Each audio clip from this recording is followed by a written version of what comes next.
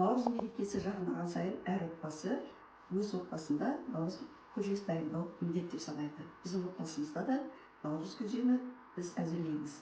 Осы Қазалы ауданынан қабылдаған челленджімді біздің отбасымызда наурыз көжені қалай әзірлейтінін көрсетейін. Біріншіден ежелгіден қыстан қалған сүрден бастайды. Осы сүрекке не келеді? Ол қазы, қазыны саламыз.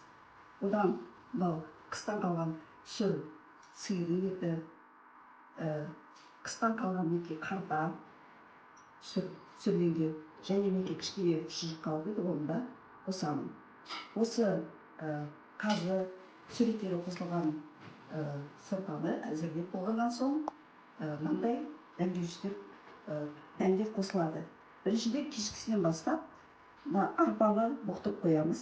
Арпа ұзақ піседі. Одан кейін кешкісінен бастап мынандай асбұршақ дайындап қоямыз, әзірлеп. Күріш қосамыз. Содан соң сорпамыз әзір болған кезде ақ құямыз. Ақ құямызда осы дәмдерімізді саламыз. Ол дәмдеріміз дайын болғаннан кейін тары саламыз. Көп жерде мейізді де салып жатады. Мұқат салынады. Наурыз көжеміз дайын болған кезде біздің отбасымызда сол наурыз көжеге қатық қосып ішкенді жақсы көреді.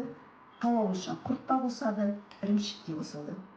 Біздің отбасымызда наурыз көже осылай дайындалады. Мінекей наурыз көжеміз әзір болды. Құрметті ұжымдастарым, әріптестерім, Ақсолта педагогика орталығының қызметкерлері.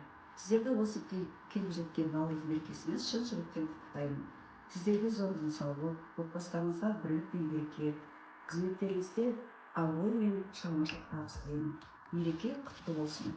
Осы бүгінгі челленджімді Сырдария ауданының қызметкерлеріне жолдаймын.